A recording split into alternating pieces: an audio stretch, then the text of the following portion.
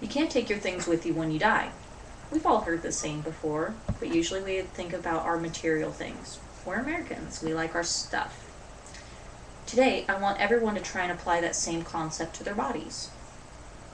We can't take our body or body parts with us when we pass on. So, should we maybe donate parts of our body to other people to help them live to see another day after we're gone? Today, I'm going to convince you that yes, we should is the correct answer. Today, I'm going to tell you about what organ donation really is and how important it is, debunk some common myths and fears about organ donation, and tell you about how the steps to becoming an organ donor are incredibly easy. First, let's talk about what organ donation is all about. Why should you donate? 110,586 people are waiting for an organ donor. This statistic was updated 3 days ago on 4/1/2011. 18 people will die each day waiting for an organ. That's just in America. This is not worldwide. This is our country. People are waiting for these organs. How much difference can I make? One organ donor can save up to 8 lives. These are people that have fully died and are declared brain dead. They can give life-saving organs. A donor can give organ or tissue donations. With organ donations, there are 3 different classifications. Life-saving organ donations: heart, liver, pancreas, kidneys, lungs, and small bowel. These are all things that we have to have in order to live and that we cannot live without. Tissue donation: eyes, corneas, heart valves, bones, tendons, and skin grafts. Living donations: blood, bone marrow, kidney, if you do one, and part of the liver.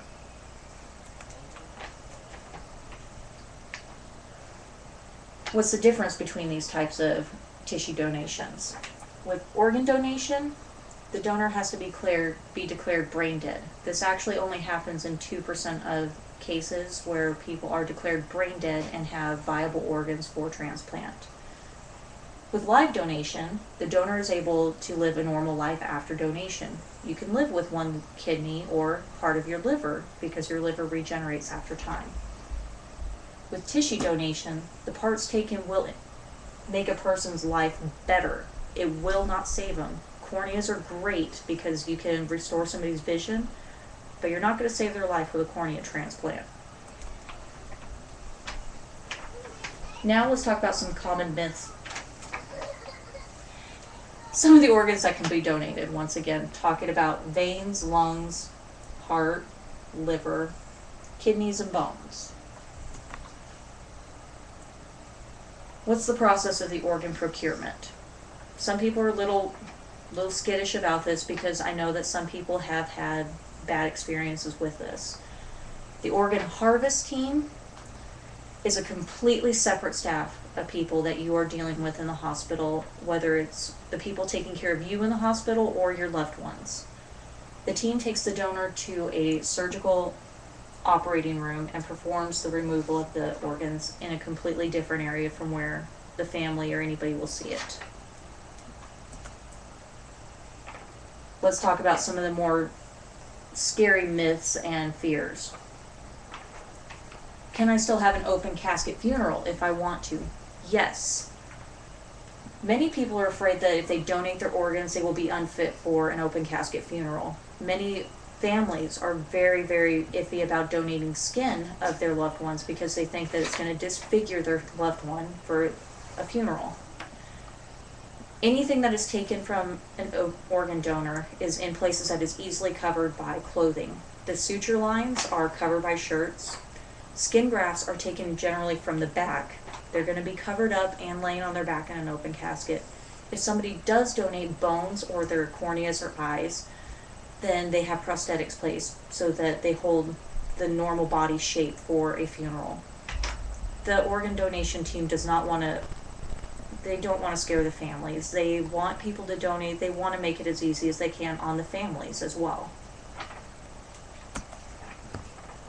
Is organ donation against my religion? Most religions are for organ donation because they are for giving to people that selflessly. If you're wondering if you are part of a religion that may not be okay with organ donation, UNOS's website has a compilation of the major religions of the world, and they will tell you whether or not they are for or against organ donation. If you're still in doubt, talk to your local clergyman. They can clear up any question you may have. Will the hospital staff still try to save my life if they know I'm an organ donor? Yes. Your care providers and physicians, nurses, CNAs, everybody, their job is to make sure that you are taken care of, not the potential organ recipient. They don't care whether you're the organ donor. They are there to take care of you and get you as well taken care of as possible. According to Mayo Clinic, their main goal is to keep the patients alive and well. They do not interact with the potential organ recipient because of conflict of interest. They don't want that issue coming up. It's just not a problem in most places. People are afraid that it's going to cost their families money if they are an organ donor. They're afraid that their families are going to be stuck with huge surgical bills for their organs to be taken out and given to somebody else when they're giving such a wonderful gift to somebody. You will be charged nothing if you are an organ donor. Everything that is incurred as far as expenses is charged to the Organ Procurement Organization, or the OPO. Lab tests, doctor's fees, surgical fees, everything. According to organdonor.gov, nothing will be charged to the family. Then last, I want to tell you how incredibly easy it is for you to become an organ donor. Where do I sign up? There's a very simple place for you to go. All of us have internet. We're taking an online course.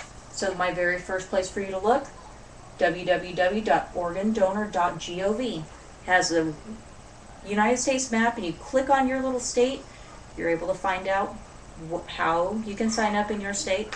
Most places have the online registration, and on the online registration, you're able to decide what parts of your body you're comfortable donating, and they have little question and answer forums so that you can just talk about frequently asked questions, find out any answers that you might have to whatever you want to know about.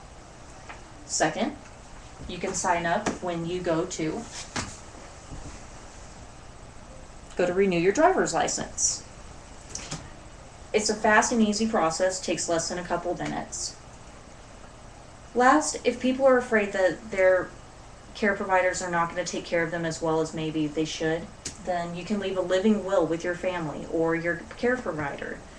This will let your family know exactly what you want to do in the case that you are not going to make it.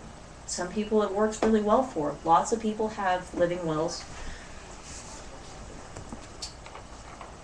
So whichever way works best for you, it's a good way to go.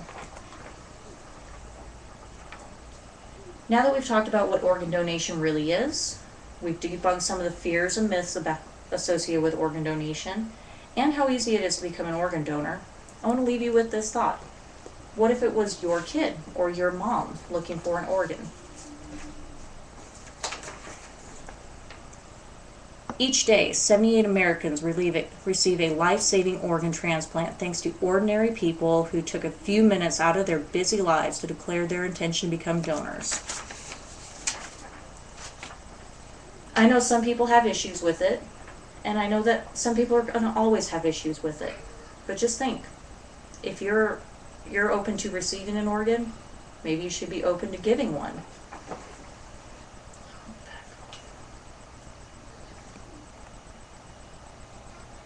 Do it for somebody else's kid. This little girl, Rachel, she's 15 years old. She's waiting for a lung because she has cystic fibrosis, and she was born with it. She's not somebody that destroyed her lungs in just crappy conditions. She's doing what every kid should, and she needs another chance at life. Remember, those organs won't do you a darn bit of good.